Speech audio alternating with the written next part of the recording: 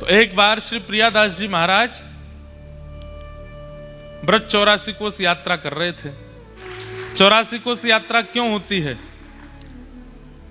यशोदा मैया और नंद बाबा ने सवरे दई देवता मनाए, देवतान के यहां जा करके प्रार्थना करें। ब्रजभाषा बोले, समझ जाओगे भैया? समझो छे? हाँ ठीक है। ब्रजभाषा सारू छे, बहुत मीठी भाषा है ब्रजभाषा, समझने का प्रयास करना। हमको कितने सारे लोग बोल गए, बोले आप ऊंझा उत्तर गुजरात में कथा कर रहे हो। मैंने हाँ, वहां के लोग तो बहुत गुजराती वासी वक्ताओं को ही सुनते हैं। मैंने क्या के देखो, हमको सुन रहे हैं सब रे, हम तो ब्रजभाषा बोल रहे हैं। तो ब्रजभाषा बोल रहे हैं थोड़ी थोड़ी, अब तो आज से तो ब्रजभाषा ही आनी है कथा में। तो नंद बाबा यशोदा मैया के जब तक लाला नाए भयो, तो यशोदा मैया नंद बाबा ने सबरे देवतान को जाय करके प्रणाम करी। जगन्नाथ जी को प्रणाम कियो, बद्रीनाथ जी को प्रणाम कियो, गंगोत्री, यमुनोत्री, केदारनाथ, सब जगह प्रणाम कियो। जो जो देवता उनको बताते गए, सब जगह जाके प्रणाम करते। और प्रणाम करके कहां मांगते? हमें बालक नाए चाहिए, हमें लाला नाए चाहिए। तो अरे नंद बाबा की 9 लाख गैया हैं, नंद बाबा के बाद उन गैयान की सेवा करने वालों ग्वारिया चाहिए। नंद बाबा के यहाँ इतने संत, इतने भक्त आते रहे, नंद बाबा सब संतन की सेवा करें, इनके बाद संतन की सेवा करने वालों एक सेवक चाहिए। सोचिए, पुत्र की कामना कर तो रहे, पर पुत्र कैसा चाहिए? गौ सेवक, संत सेवक, भक्त सेवक। सब तीर्थों में जाकर के प्रणाम किया और कहा कि एक लाला है गयो, तो हम वचन दे रहे हैं लाला के संग फिर से तीर्थ में आवेंगे। लोग बाग तीर्थों में जाके ऐसी बोल देते हैं ना मनोकामना, ऐसी नंद बाबा यशोदा मैया ने सब तीर्थन में मनोकामना करी कि एक लाला है जाए, गैयान को सेवक, संतन को सेवक, तो वह लाला के संग हम तीर्थ करवे आवेंगे। ठाकुर जी को जन्म भयो। जैसे ही ठाकुर जी चलवे फिरवे बोलवे लायक भय, यशोदा मैया और नंद बाबा ने आपस में चर्चा करी, अब लाला चलन लगो, अब लाला बोलन लगो, अब हमें तीर्थ जानो चाहिए। चलो व्यवस्था बनाओ। अब महाराज बैलगाड़ी की तैयारी कर रहे हैं, सामान सट्टे सब रखते जा रहे हैं। सब ब्रजवासी भी एक है लिए, 100 200 400 ब्रजवासी भी संग है लिए। लेकिन नंद बाबा और यशोदा मैया की वृद्ध अवस्था देख करके ठाकुर जी के मन में आई, बाबा इतने वृद्ध है गए, यशोदा मैया इतनी वृद्ध है गई, और मैं नेके ही बड़ो भयो, अब ब्रजते बाहर ये तीर्थ करवावे मुझको ले जाएंगे, सालन लग जाएंगे इनको, और जो प्रेम ब्रज में मुझको विस्तारित करनो वो है ना पावे को, कहा करूं। नंद बाबा यशोदा मैया बड़े वृद्ध है गए। सवरे तीर्थन को ठाकुर जी ने यमुना तट पे बुलायो। ठाकुर जी तो भगवान है, सवरे तीर्थ आकर के खड़े है गए यमुना तट पे। आज्ञा करें भगवान, कहा करनो है? बोले भैया देखो हमारे अम्मा बाबा वृद्ध है गए, अब ये सब तीर्थन में जामेंगे, सालन लग जाएंगे, हमें 11 वर्ष ही ब्रज में रहना है। आप सब 84 कोस में फैल जाओ, हमें ज्यादा दूर नहीं जाना पड़े, 84 कोस में ही सबरे तीर्थन के दर्शन, सबरे धामन के दर्शन हमको यहीं है जाए, हमें और कहीं नहीं जाना पड़े। महाराज ऐसी स्थिति है गई, सारे तीर्थ 84 कोस में बैठ गए। अब तो छोटे छोटे तीर्थ जिनके नाम ही नहीं पता है, वो भी आ गए लाइन में, बोले हम भी ब्रज में आवेंगे, हमें स्थान दो, हम भी विराजमान होंगे। और उस भाव से भारतवर्ष के सारे तीर्थ 84 कोस में विराजमान हो गए।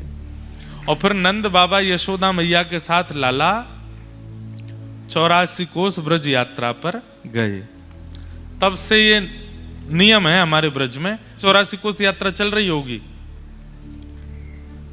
84 कोस की लोग परिक्रमा करते हैं, गाड़ियों में करते हैं, बसों में करते हैं। तो हम क्या सुना रहे थे? श्री प्रियादास जी भागवत कथा के, और कथा के श्रोता कौन है ये सुनो।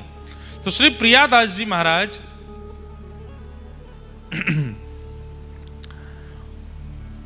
उनके मन में आई कि मैं 84 कोस यात्रा करूं। कथा करते थे, भक्तमाल की बड़ी मधुर मीठी कथा करते थे।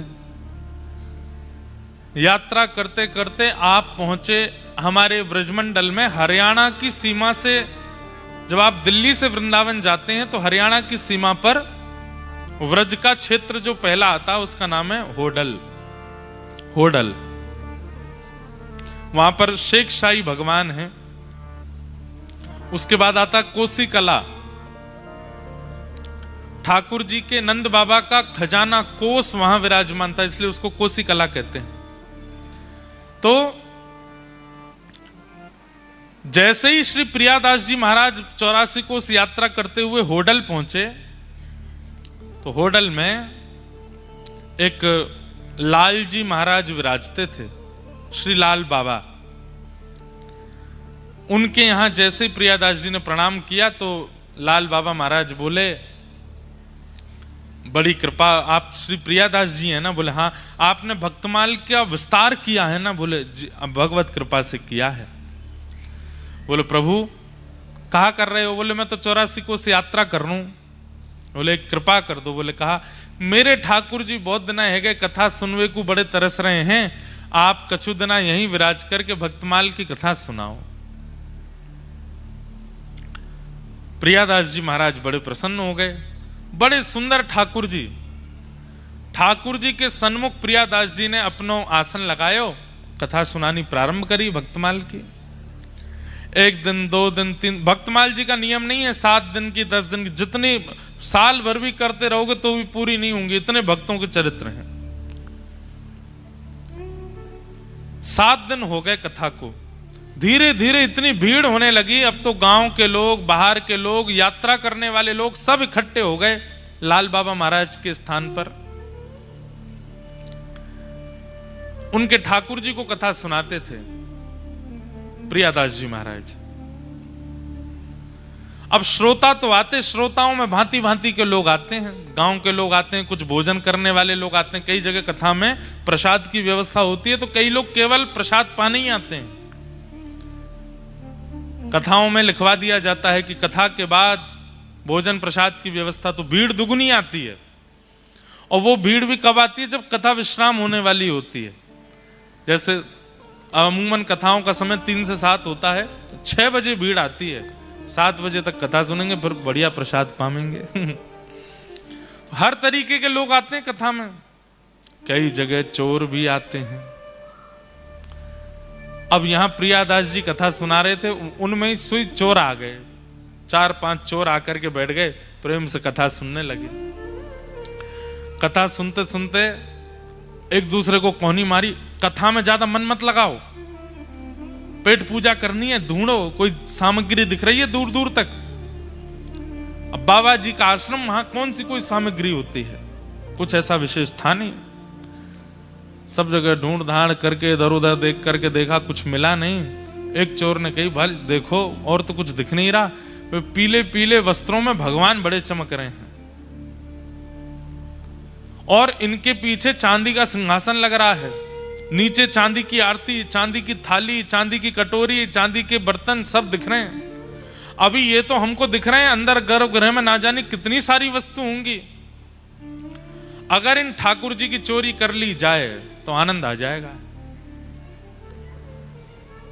सब ने मंत्रणा करी, कैसे करें? बोले उसके लिए तो एक काम करो, कथा के बाद प्रसाद पाके यहीं आश्रम में पोंछा बर्तन करो, ऐसा दिखाओ कि हम सेवक हैं, कथा सुन के सेवा भी कर रहे हैं, तो महाराज जी रुकने की अनुमति दे देंगे।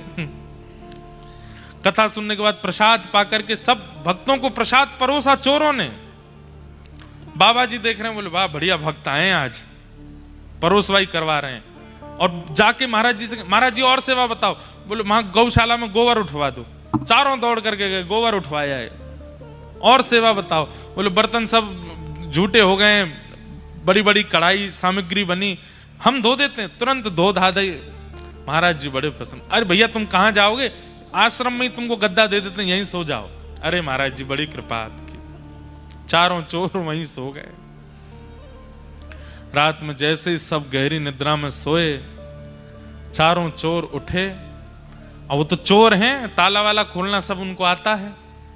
गर्भगृह में प्रवेश कर गए। गर्भगृह में प्रवेश करके सबसे पहले तो बोरी में सारे बर्तन रखे, आरती रखी, आचमनी रखी, लोटा रखे, सारे सामान रखते जा रहे हैं। फिर कोई नई वस्तु दिख जाए उसको धर लें। ठाकुर जी उठा के नीचे धर दिए, सिंहासन भी धर लिया बोरी में। जाते जाते मन में सोचे सब चीज ले लिए, ठाकुर जी को काय को छोड़ रहे, उनको भी ले चलो। जैसे ही ठाकुर जी बोरी में धरे, बांध करके ले जाने लगे। सुबह होने से पहले सब सामग्री बांट बटोर करके और मंदिर में यथावत ताला पर्दा लगा के सब चले गए चोर। सुबह मंगला आरती के लिए महाराज जी उठे, स्नान ध्यान करके जैसे ही मंदिर में गए, ताला खोल के पर्दा खोला, सब साफ, कुछ भी नहीं वहां तो। अब यहां तो हल्ला मचा, महाराज चिल्लाने लगे, बाबा अरे मेरे भगवान चोरी हो गए, अरे मेरे ठाकुर जी चोरी हो गए, अरे मेरे ठाकुर जी को कोई लेके चला गया। प्रियादास जी महाराज उठ करके संध्या आदि कर रहे थे, उनके कान में आवाज गई, उठ करके कहावे हो कहावे हो। बोले अरे ठाकुर जी को चोरी कर ले गए कोई। मंदिर में जाके देखा, पूरे सब वैष्णवों में हल्ला मच गया, ठाकुर जी चोरी हो गए। प्रियादास जी महाराज तो वहीं बैठ करके रोने लगे और रोते रोते मन में विचार करने लगे, मेरी कथा अच्छी नहीं लगी ठाकुर जी को, इसलिए भाग गए यहां से। अगर कथा भाई होती, भैया हल्ला मत करो, चोर नहीं लेके गए हैं। चोर की क्या सामर्थ्य जो ठाकुर जी को लेकर चला जाए। ठाकुर जी को कथा इतनी चुभ रही थी कि अपने आप चोरों को बुला के उनके संग बैठ के चले गए ठाकुर जी। मेरी कथा के कारण हुआ।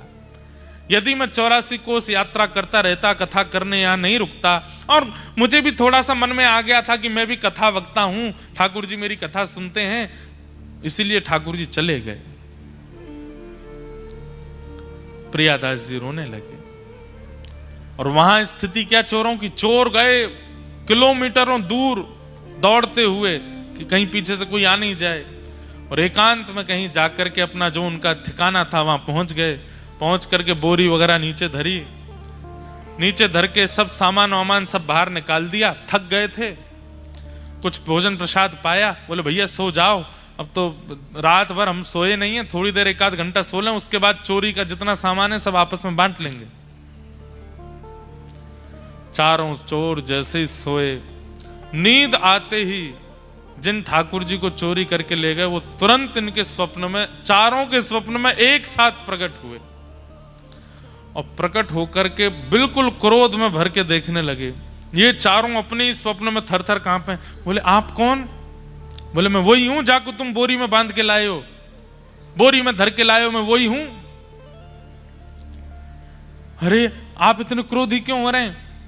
बोले अरे 1 दुख 2 दुख 3 दुख 4 दुख 5 दुख देता होगा व्यक्ति, तुमने तो मुझे असंख्य दुख दिया है, इतना दुख दिया है, इतना कष्ट दिया है, अभी जहां तुम सो रहे हो वहीं पृथ्वी फटेगी और तुम तीनों रसातल में जाके गिरोगे। हमने क्या किया ठाकुर जी?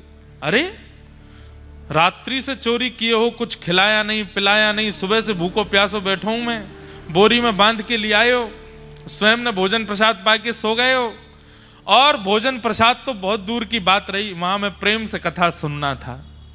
7 दिन से इतनी बढ़िया लीला चरित्र भक्तों की सुना रहे थे श्री प्रियादास जी महाराज, और तुम लोग वहां से मुझे ले आए। अभी मध्याह्न का समय हुआ है, कथा प्रारंभ होने में 2 घंटे बचे हैं, जो समय से कथा शुरू होती है। मैं तुम्हें कह रहा हूं कि तुम सोच नहीं पाओगे इतना बुरा करूंगा तुम चारों के साथ में। अभी इसी वक्त मुझे लेकर के वहां जाओ। हाँ ठाकुर जी हम अभी उठ करके लेके, और सुनो सुनो सुनो, जितना सामान लेके आए हो मंदिर का वो सब भी लेकर के जाना, और अपराध किया है, कथा छुड़वाई है मेरी, तो दंड तो देना पड़ेगा। बोले तो क्या दंड है? बोले जब से तुमने चोरी करी है तब से आज तक जितना सामान तुम्हारे पास है वो सब भी बाबा को भेंट करके आओ वहां जाके, जहां से मुझे उठा के लाए हो। चोर तो तुरंत उठ गए, बोले जान प्यारी है, प्राण निकल जाएंगे। ठाकुर जी तुरंत चरणों में प्रणाम किया, सुंदर पालकी बनाई, पालकी में ठाकुर जी बैठाए। जितना सामान चोरी करके लाए थे वो एक रात में तो 1 बोरी भर के लाए, अब तो 15-20 बोरियां भर ली। क्यों? जितना सामान चोरी किया सब धर लिया। ले करके नाचते गाते हरे कृष्ण हरे राम कीर्तन करते हुए जा रहे हैं। वहां पे सब रो रहे थे। इतने में किसी ने अल्लाह के बाबा देखो ठाकुर जी आ गए, ठाकुर जी आ गए। तो देखे आहा पालकी में विराजमान होकर के ठाकुर जी बढ़िया उछल उछल करके आनंद करते हुए आ रहे हैं। बाबा ने तो उन चोरों के पांव छुए, जय हो भैया, पता नहीं कहां के मनुष्य चोर चोरी करके ले गए थे, तुम बढ़िया हमारे ठाकुर जी को बचा लाए उनसे।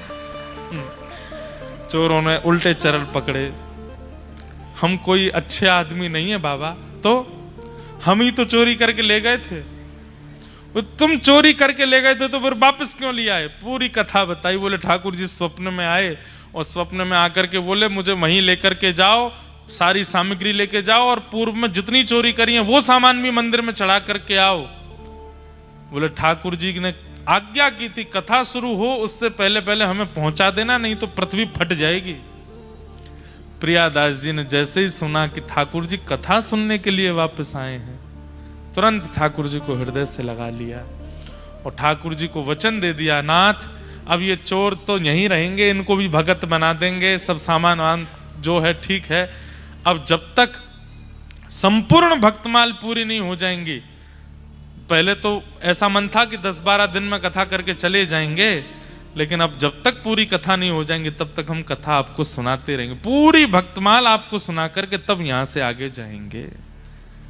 आज भी 84 कोस की यात्रा में उन ठाकुर जी के दर्शन होते हैं जिन्होंने पूरी भक्तमाल स्वयं बैठ करके सुनी और चोरंते लड़ झगड़ के वापस आए गए। मुंह वापस छोड़ के आओ, मुंह कथा सुननी है पूरी।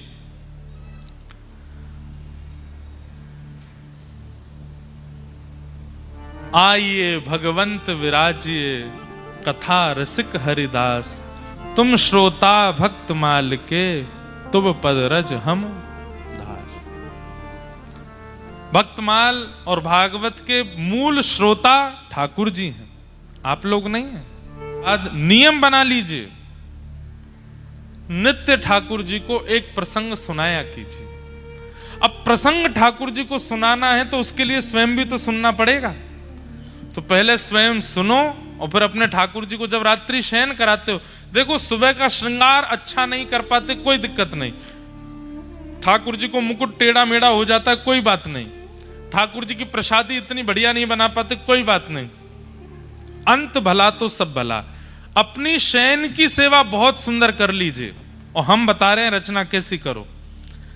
रात्रि में जब ठाकुर जी को शयन कराते हैं उस समय जो ठाकुर जी का मंदिर है, कक्ष है, सारी वहां की लाइटें बंद कर दो, सुंदर 2-4 दिया जलाओ, दिया जला करके बिल्कुल शांति हो, जैसे नंद भवन में ठाकुर जी सोते हैं वैसे सुबाओ। फिर ऋतु के अनुसार जो इत्र चल रहा है थोड़ा सा हाथ में मल लो, फिर ठाकुर जी के सारे श्रृंगार उतारो, दिया जलने दो और उतनी देर ठाकुर जी को कोई प्रसंग सुनाते रहो। जैसे एक मैया लाला को लोरी सुनाती है, श्रीमद् भागवत में कथा नहीं, कृष्ण करणामृत में एक विल्ल मंगल जी चरित्र सुनाते हैं। मैया यशोदा लाला को राम कथा सुना रही है। लाला एक राम नाम को राजा हतो, एक दशरथ नाम को राजा हतो। सो गोद में पौड़े पौड़े ठाकुर जी कह रहे हैं मैया धीरे धीरे वस्त्र उतार रही है। दिन भर तो भारी वस्त्र पहने, रात में हल्के पहनेंगे तो ठाकुर जी कथा में मन लग जाता है तो प्रेम से तैयार हो जाते हैं। लाला एक दशरथ नाम को राजा है तो सो ठाकुर जी कर रहे हैं फिर मैया माला उतारे, उनको एक लाला हो वाको नाम हो राम। ठाकुर जी बोले मंद मंद मुस्काते जा रहे हैं, मेरी कथा सुना रही है मैया मोए। अच्छा मैया फिर का भयो? लाला उनको एक छोटो भैया है तो उनको नाम हो लक्ष्मण। सो ठाकुर जी बलराम जी को देखने लगे, यही तो थे पूर्व में। फिर कहा भयो मैया? बोले उनको एक सीता नाम की कन्या सो ब्याह भयो। ठाकुर जी बोले और लाला फिर एक दिन ऐसा भयो, सौतेली मैया ने दशरथ जी सो राम जी को वनवास मांग लियो। सो ठाकुर जी दुखी मन से बोले फिर बोले राम जी वन में गए और लक्ष्मण भैया और उनकी पत्नी सीता जी उनके संग गई। ठाकुर जी बोले फिर एक दिन लाला कहा भयो, बोले कहा भयो, बोले पंचवती के तट पर दुष्ट रावण आयो। सोई ठाकुर जी क्रोध में बोले छोटे से गोपाल जी, और राम जी तो गए वन खेलवे के काजे, और वह दुष्ट रावण ने आकर के सीता जी को हरण कर लियो। जैसे ही ठाकुर जी ने सुनी रावण ने सीता जी को हरण कर लियो, तुरंत ठाकुर जी उठ के खड़े हो गए। लक्ष्मण मेरा बाण लेकर के आओ, मेरा धनुष कहाँ है, इस रावण को मैं आज देख लूंगा। उस दिन तो मैं कहीं और चला गया था, सीता जी का हरण करके ले गया था, आज इसको मैं जीवित नहीं छोड़ूंगा, यहीं इसमें बाण मार दूंगा, यहीं इसका वध कर दूंगा। और मुझे पता है इसकी नाभि में बाण मारना है, मेरा धनुष बाण कहाँ है। यशोदा मैया, लाला लाला, अरे मेरे लाला तू कन्हैया है, तू राम ना है। बलराम जी आए तुरंत, लाला धीमे। ठाकुर जी को जैसे तैसे आवेश में से बाहर निकले। मैया अब आगे मत सुनाओ, यहीं तक ठीक है, आगे सुनाओगी और आवेश आ जाएगा। ठाकुर जी रात्रि में शयन करते हैं, उस समय ठाकुर जी को कुछ सुनना है। कुछ याद ना आवे तो गीत गोविंद सुनाओ, कुछ याद ना आवे तो गोपी गीत सुनाओ, कुछ याद ना आवे तो कोई पद सुनाओ। और अगर कर सको, इतने रसिक जन, इतने कथाकार कथा कर रहे हैं, सबकी कथा यूट्यूब पे आती है, सुनो एक चरित्र उसमें से ठाकुर जी को सुनाओ। और धीमे धीमे इत्र की मालिश करते रहो, घी लगाओ, दिए की लौ में थोड़े थोड़े ठाकुर जी दिख रहे हैं, श्रृंगार हल्का कर दो, हल्की हल्की सी माला ठाकुर जी के सेज पर भी इत्र बिछाते जाओ, कथा सुनाते जाओ, और बढ़िया प्रेम से ठाकुर जी को फिर वहां पे पढ़ा दो। धीमे धीमे चरण दबाते रहो जब तक चरित्र पूरा ना हो जाए। और जैसे ही चरित्र विश्राम हो, धीमे से बोलो भक्त वत्सल भगवान की, ठाकुर जी को पूरी चदरिया उड़ाए करके दिए बाहर पधरा दो, एक जलझारी रख दो, ठाकुर जी सो गए। जिस घर में, एक बात बोले आपको, भोजन भली बढ़िया ना मिलता हो, पूरा दिन भली मन ना लगता हो, लेकिन रात में बिस्तर बढ़िया मिल गया सोने के लिए, ठाकुर जी फिर दौड़ दौड़ के उसी घर में जाएंगे, बोले यहीं सोऊंगा मैं तो, यहाँ सोवे में बड़ो आनंद आवे, यहाँ शयन करने में बड़ो सुख मिले। ठाकुर जी को शयन कराओ, शयन की सेवा इतनी सुंदर कीजिए बंधुओं, ठाकुर जी आपसे रीझ जाएंगे। और आप अनुभव करेंगे, जब आप शयन करने के लिए जाएंगे तो ठाकुर जी आपके शयन में आके अपने शयन के दर्शन करा देंगे कि मैं कैसे सो रहा हूं। ऐसे अनुभव होने लगेंगे। हमारे गिरधर लाल जी कई बार हमसे दूर होते हैं, तो रात्रि में सेवा में कोई अगर त्रुटि हो जाती है शयन में, तो जहां मैं सो रहा होता हूं वहां अनुभव करा देते हैं ठाकुर जी। रात भर बेचैनी होने लगेगी, रात भर प्यास लगने लगेगी, रात भर श्वास रुकने लगेगी, घबराहट सी होने लगेगी, मन नहीं लगेगा, नींद नहीं आवेगी, तो समझ जाते हैं कि ठाकुर जी को आज नींद नहीं आ रही है, निश्चित ठाकुर जी के शयन में कोई दिक्कत हुई है। शयन अच्छा करो ठाकुर जी का, शयन की सेवा सवार हो। तो नित्य ठाकुर जी को कथा सुनाओ। ठाकुर जी कथा के रसिया हैं, कथा ठाकुर जी कथा के श्रोता हैं। यशोदा मैया एक लोरी गाती हैं, छगन मगन मेरे लाल को आजान दिया, छगन मगन मेरे लाल को आजान दिया, चंचल मोहन श्याम के नैनन बीच समा, चंचल मोहन श्याम के नैनन बीच समा। ये पद याद कर लीजिए, सुनाया कीजिए ठाकुर जी को। छगन मगन मेरे लाल को आजान दिया, छगन मगन मेरे लाल को आजान दिया। हाँ चंचल मोहन मोहन श्याम के नैनन बीच समा चंचल मोहन श्याम के नैनन बीच समा आजारी निदिया लाल को आजारी निदिया लाल को आजारी निदिया लाल को आजारी निदिया लाल को मैया रही तो को सुला छगन मगन मेरे लाल को आजा निदिया छगन मगन मेरे लाल को आजा निदिया।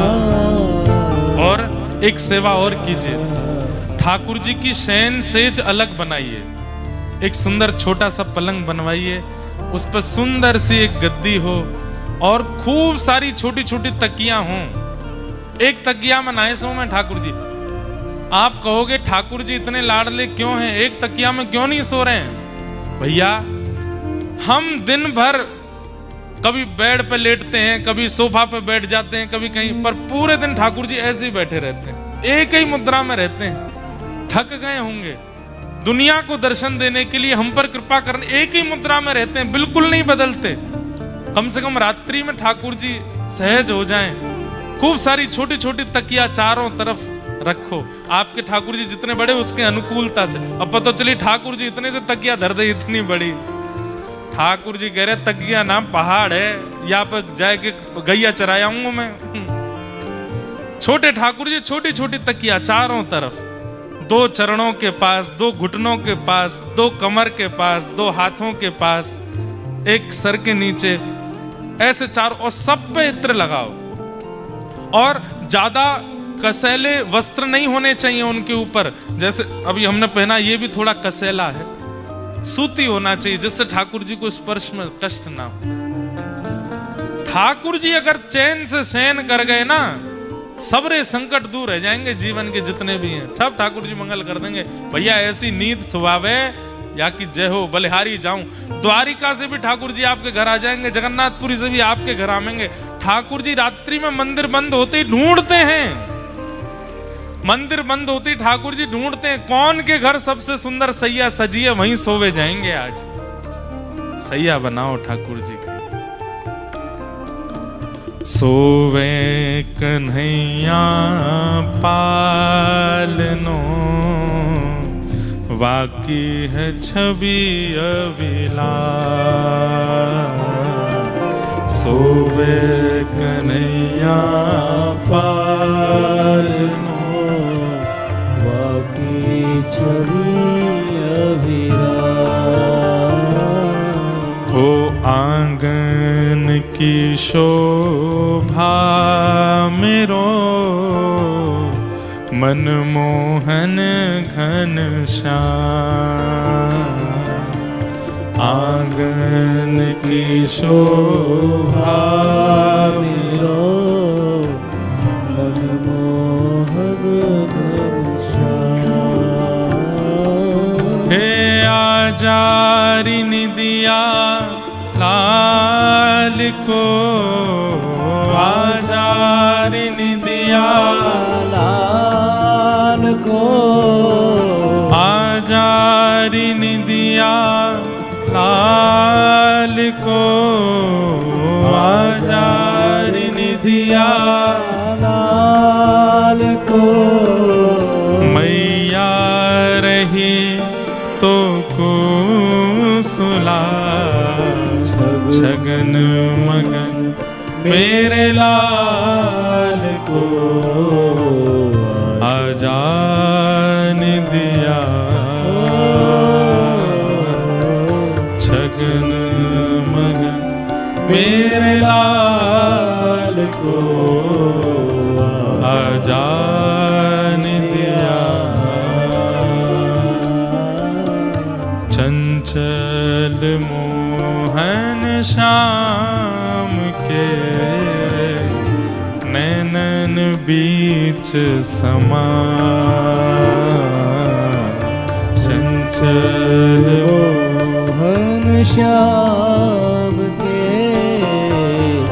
नैनन बीच समा। आप में से जो सो गए हों वो उठ जाओ। कहीं हमें तो मुझे बीच लोरी में डर लगा, मैंने कोई ये नहीं सो जाए सुन करके। तो ठाकुर जी की शयन की सेवा खूब मधुर। हम तो देखो कुछ ना कुछ बताते ही रहेंगे।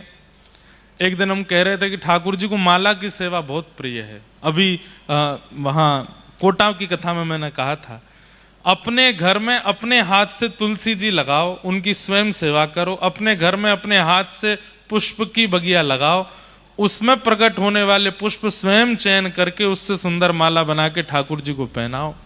ठाकुर जी कहते हैं या के बाद तू कछु मत करे, यही सेवा से मैं बहुत प्रसन्न हूं कि तू अपने हाथ से सुंदर बगीचा के पुष्प तैयार करके मुंह को माला बना के पहनावे। लेकिन वो कई लोगों की माला ऐसी होती है कि धागे में माला एक पुष्प से दूसरे पुष्प के बीच के धागे दिखते हैं, ऐसी नहीं, सुंदर होनी चाहिए। सुंदर पुष्प की माला की ठाकुर जी दौड़ के आमे कि मुंह को धारण करा। मैं तो याके काजे तरस गए हो। ठाकुर जी को माला धारण करना बहुत प्रिय है। और एक और बात, जब माला जी बनाते हैं उस समय प्रत्येक पुष्प में एक भक्त का स्मरण करना चाहिए। ठाकुर जी देखो, अब आपकी माला में श्री सूरदास जी महाराज आ रहे हैं, सूरदास जी विराजमान हो रहे हैं। अब भक्तिमती मीराबाई आ रही हैं, अब श्री नरसिंह मेहता जी आ रहे हैं। अब आप जितने भक्तों का स्मरण करके माला बनाओगे, ठाकुर जी माला पुष्प थोड़ी चाहिए, ठाकुर जी उतने भक्तों को धारण करके खड़े होते हैं दर्शन में और ठाकुर जी प्रसन्न हो जाते हैं। आपके दो काम होंगे, ठाकुर जी को माला भी पधरा दोगे और भक्त स्मरण से हृदय पवित्र भी हो जाएगा। अनेक सेवाएं हैं, जो भावे उस भाव से सेवा करो ठाकुर जी की। बंधुओं, एक बार गोस्वामी तुलसीदास जी महाराज जगन्नाथ महाप्रभु का दर्शन करने के लिए गए। यहाँ 2 दिन से जगन्नाथ जी विराजमान हैं और हमारी इन पे बार बार नजर पड़ती है। वो कहते हैं मेरो चरित्र ना सुना रो ने कहू, सबन की बात बता रो ने कि मेरे बारे में कुछ कह दे। अब इनका चरित्र इतना सुंदर है, हम जगन्नाथपुरी जाते हैं तो इन्हीं के बारे में बात करते रहते हैं। इतने सुंदर सुंदर भाव, जगन्नाथ जी की मधुर लीलाएं हैं। श्री जगन्नाथ महाप्रभु हाथ नहीं है, मुख नहीं है, पैर नहीं है, केवल ये इतना हिस्सा है, नीचे चरण नहीं है, केवल उदर है और कटी भाग है। मुखमंडल है पर गाल नहीं है, माथा नहीं है, केवल नेत्र ही नेत्र है। ये विचित्र स्वरूप प्रकट हुआ आपके द्वारिका में। जगन्नाथ जी का मूल स्वरूप प्रकट कहां हुआ? द्वारिका में। जब भगवान की असंख्य पत्नियां रोहिणी मैया से कृष्ण लीला सुन रही थीं और उसी कृष्ण लीला को सुनते सुनते भाव विभोर हो गईं, तभी ठाकुर जी और श्री बलराम जी आकर के सुभद्रा जी के बगल में बैठ गए और व्रज की याद करते करते करते करते प्रेम की ऐसी अवस्था आई कि ठाकुर जी का सर्वांगीण अंग पिघल गया। प्रकट हो गए जगन्नाथ। नारद जी महाराज ने आकर के कहा, नाथ जल्दी से इस रूप को अंतर ध्यान करो, हम देख नहीं पा रहे। ठाकुर जी बोले, नहीं, ये रूप ऐसे ही रहेगा और कालांतर में इंद्रद्युम्न राजा की तपस्या की सफलता के लिए जगन्नाथपुरी में प्रकट होगा और पूरे विश्व को यह बताने के लिए प्रेम किसे कहते हैं, प्रेम की अवस्था कैसी होती है, प्रेम की अवस्था में मैं भक्तों के लिए कैसे पिघल जाता हूं, ये बताने के लिए मैं प्रकट होऊंगा और जगन्नाथपुरी में विराजूंगा। जगन्नाथ भगवान जब विराजमान हो गए तो दूर दूर तक उनका यश हुआ, लोग दर्शन करने के लिए गए। उसी बीच में गोस्वामी तुलसीदास जी महाराज भी दर्शन को पहुंचे। गोस्वामी जी महाराज पहुंचे, बड़े प्रसन्न थे कि भैया हमारे महाप्रभु जगन्नाथ जी विराज रहे हैं, इनका मैं दर्शन तो करूं। जैसे ही दर्शन के लिए पहुंचे, दर्शन करके गोस्वामी तुलसीदास जी महाराज ने जैसे देखा हाथ नहीं है, पैर नहीं है, मुखमंडल पिघला हुआ, सर्वांगण अंग, देख करके उनके हृदय को इतनी पीड़ा हुई, रोए, चरणों में गिर करके रोए, बोले नाथ मैंने तो सुना था कि आपका ऐसा अद्भुत स्वरूप, पर इस स्वरूप को देख करके तो मैं अत्यंत व्याकुल हो रहा हूं।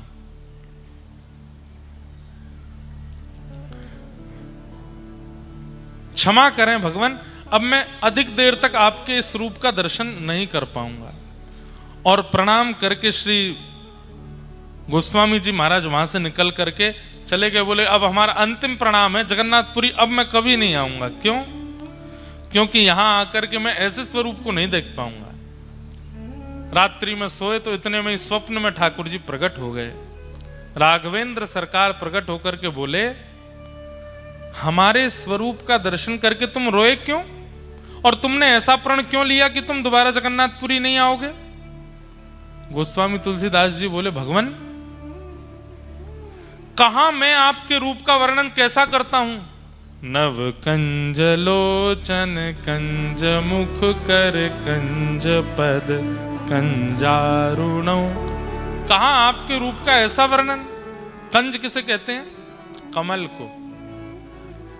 नव कंज लोचन, नेत्र कैसे हैं? कमल जैसे। कंज मुख, मुख कैसा है? कमल जैसा। कर कंज, हाथ कैसे हैं? कमल जैसे। आप सर्वांगीण कमल की उपमा देने वाले हम आपको, और यहां आप कैसे बैठे हो?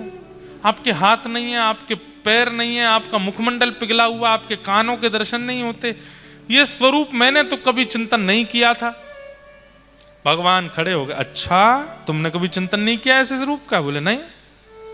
अच्छा तो बिन पद चलहि सुनहि बिनु काना, ये किसने लिखी है बात? हे गोस्वामी जी, कर बिन कर्म करऊं विधि नाना, ये शब्द किसने लिखे हैं? मेरी रचना तो नहीं है। आनन रहित सकल रस भोगी, बिनु बानी बता बड़ जोगी। ये सब किसने लिखा है? आप लिखते हैं कि मैं बिना पैरों के चलता हूं, बिना आंखों के देखता हूं, बिना हाथों के सारे काम करता हूं, बिना जीव के बोलता हूं। सब कुछ तो आपने लिखा है, फिर ऐसे रूप को देख करके, आपकी ही रचना के रूप को देख करके घबरा क्यों रहे हो? गोस्वामी जी के तो रोम रोम रोने लगा। नहीं नहीं नहीं भगवान, गलती हो गई मुझसे। अरे ये रचना तो मैंने ही करी है। बोले कि तुम्हारी रचना से ही जगन्नाथ प्रकट हुए हैं। तुमने ही कहा था ऐसे होंगे स्वरूप में, वही स्वरूप से आ गए हम। अब यहां बिना हाथों के सब लीला करते हैं, बिना पैरों के चलते हैं, बिना मुख के बोलते हैं। और आपको पता है जगन्नाथपुरी में एक विशेष बात, कभी जो जगन्नाथपुरी कितने लोग दर्शन करने गए? हाथ उठाओ। अरे भैया, ना जाने वाले लोगों की संख्या ज्यादा है। आओ, पहले ही दौड़ करके जाओ, जगन्नाथ महाप्रभु का दर्शन करके आओ। आपके सुना है पाटन में भी एक जगन्नाथ भगवान का स्थान है, वहां पर भी जगन्नाथ रथ यात्रा होती है। मुझे आए थे वहां से निमंत्रण दे के आप आओ दर्शन करने, इसलिए मुझे पता है। जगन्नाथ महाप्रभु के एक बार वहां श्री क्षेत्र में जाके दर्शन करके आओ बंधुओं। आप नहीं जानते, कलयुग के देवता तो वही हैं। कलयुग के जीवों पर कृपा करने के लिए तो महाप्रभु जगन्नाथ ही बैठे हैं। अगर कलयुग का कोई प्राणी बिना उनका दर्शन किए प्राण त्याग देगा तो उसका पुनर्जन्म निश्चित है। कम से कम एक बार महाप्रभु जी के दर्शन हो जाएंगे तो कम से कम पुनर्जन्म की जो स्थिति है थोड़ी घट जाएगी। बार बार जिसको दर्शन हुए उसकी तो कहने ही क्या जय जय है। जाइए, दर्शन करिए और महाप्रसाद पाइए वहां का। हम कलयुगों के देवता हैं, कलयुगी जीवों के देवता हैं महाप्रभु जगन्नाथ।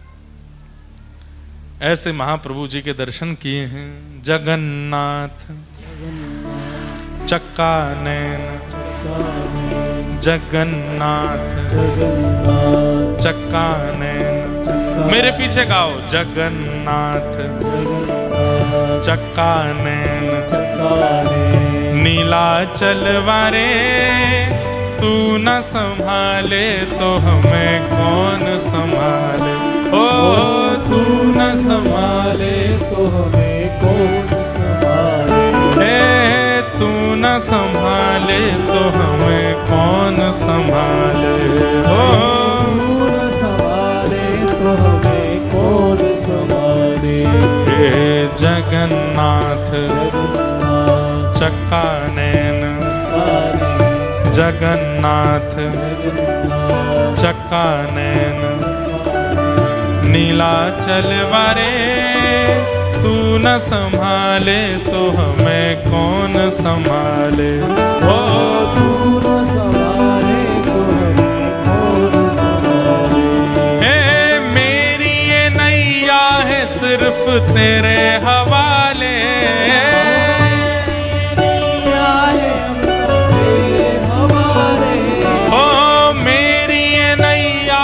सिर्फ तेरे हवाले। मेरी ये नैया है सिर्फ तेरे हवाले। ओ तू न संभाले तो हमें कौन संभाले। ओ तू न संभाले तो हमें कौन संभाले। हे जगन्नाथ चक्का नैन, जगन्नाथ चक्का नैन, हे जगन्नाथ चक्का नैन, जगन्नाथ चक्का नैन नीलाचल वारे, तू न संभाले तो हमें कौन संभाले। ओ तू न संभाले तो हमें। श्री जगन्नाथ महाप्रभु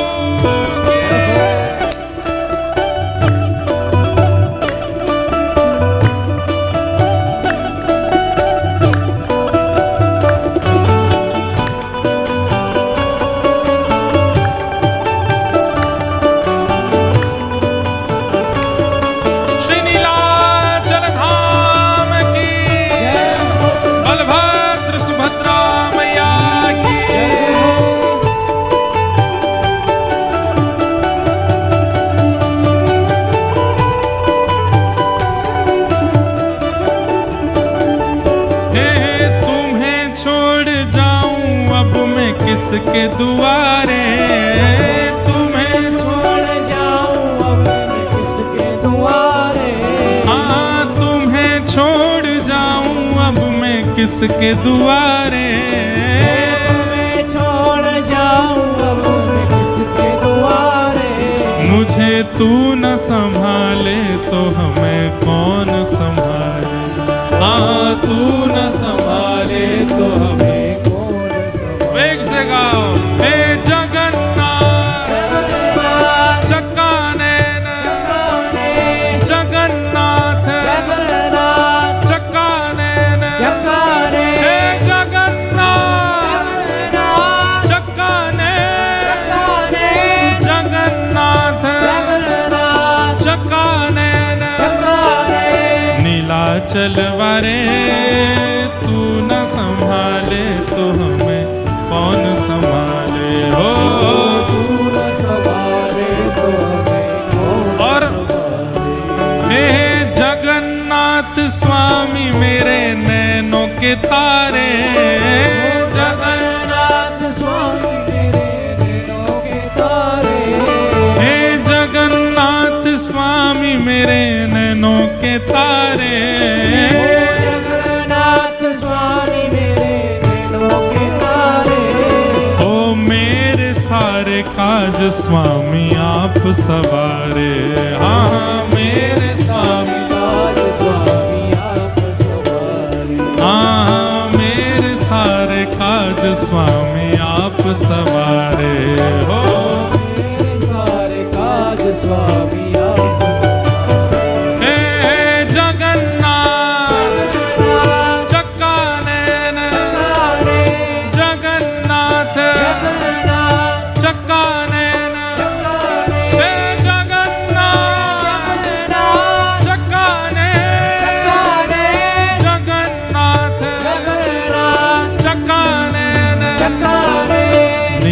चलवारे, तू न संभाले तो हमें कौन संभाले। देखो आप लोग नृत्य कर रहे हैं, हम सिखाएं थोड़ा। जब हम कहें जगन्नाथ तो बनो ऐसे, ये स्वरूप होना चाहिए। जगन्नाथ ऐसे और चकानैन ऐसे, ठीक है। हे जगन्नाथ चकानैन, हे जगन्नाथ, हे चकानैन, हे जगन्नाथ, हे चकानैन, हे जगन्नाथ, हे चकानैन। ओ नीलाचल वारे, तू न संभाले तो हमें कौन संभाले।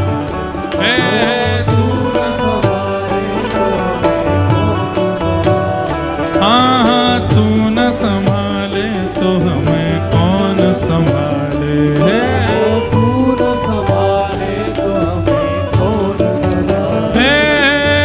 तुम्हें छोड़ जाऊं अब मैं किसके दुआरे, तुम्हें छोड़ जाऊं अब मैं किसके दुआरे। इस पद की जिन्होंने रचना की, ऐसे हमारे गोवत्स श्री राधा कृष्ण जी महाराज आज ऊंझा आ रहे हैं, पर संभवतः कथा में पहुंच पाए ऐसी तो प्रार्थना है हमारी, लेकिन नहीं पहुंच पाएंगे तो आज रात वो हमसे तो मिलेंगे, ऊंझा रह करके कल सुबह प्रस्थान करेंगे।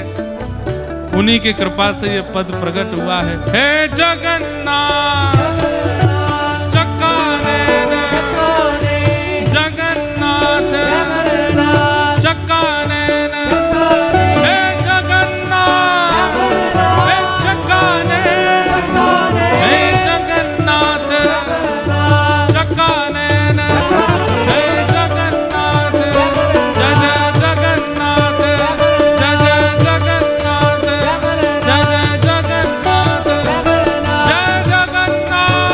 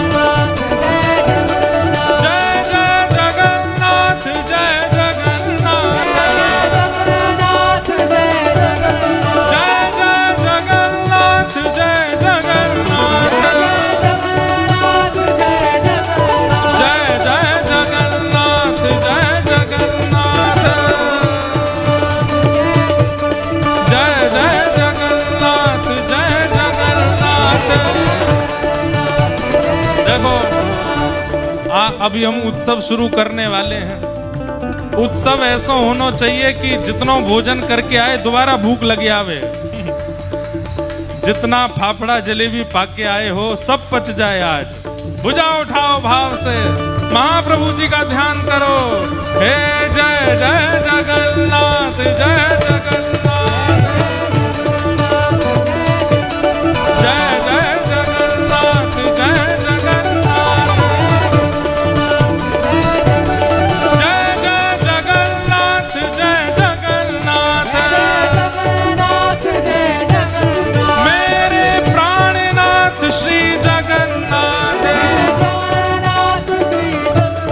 जय जय जगन्नाथ, जय जगन्नाथ, जय जय जगन्नाथ, जय जगन्नाथ, जय जय जय जय जगन्नाथ, जय जगन्नाथ, हे जय जय जगन्नाथ, जय जगन्नाथ, जगन्नाथ महाप्रभु की जय जय श्री राम, जय जय श्री राम, जय जय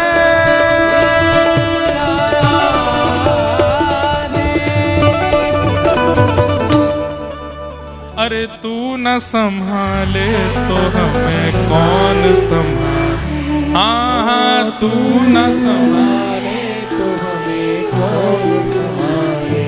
हो मेरी ये नैया है सिर्फ तेरे हवाले, मेरी नैया है सिर्फ तेरे हवाले। हमें तू न संभाले तो हमें कौन संभाले।